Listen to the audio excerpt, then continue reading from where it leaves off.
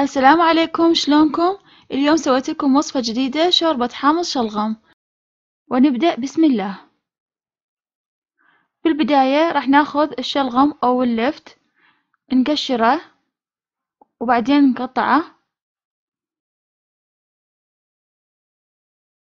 نقطعه قطع كبار بعد التقشير.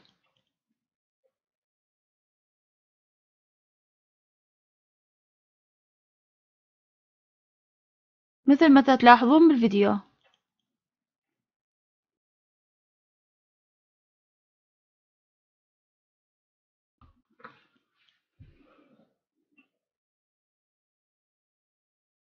وبعدين ناخذ كمية من السلق ونغسلها، وبعد ما نغسلها نثرمها، مو ثرم ناعم، يعني قطع شوية كبار. وكمية السلق والشلغم تكون حسب الرغبة. وبعدين بقدر نخلي بيه شوية زيت، والشلغم نحمسه قليل، مو هواية مثل ما راح تشوفون بالفيديو. وبعدين نخلي فوقها، ورا ما ينحمس نخلي فوقه السلق، نخليه ينحمس شوية وياه.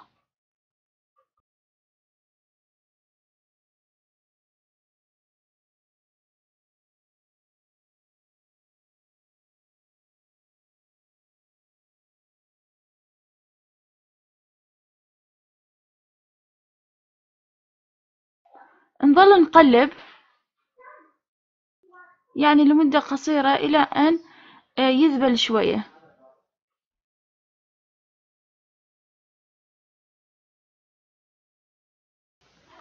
بعد ذلك راح نغطيه ونتركه لفترة تقريبا يعني 4 إلى 5 دقائق،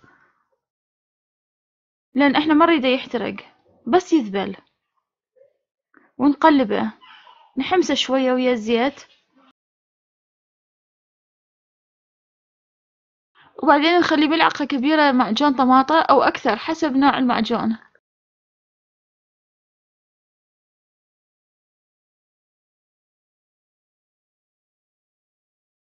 وبعدين نضيف الرز المنقوع، تقريبا ربع كوب رز منقوع لمدة ساعة، وشوية مي. نشوف كمية المي إذا نحتاج شوية بعد مي، نخلي شوية بعد مي.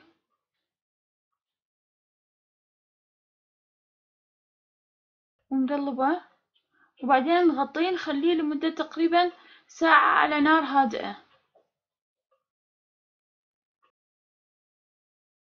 هاي هنا أنا بعد ساعة تقريبا ضفت له شوية ملح، بعد أنه أنا ضفت له بالبداية ملح، بس حسيت أنه يحتاج له بعد ملح. شوفوا شلون ثخن هنا.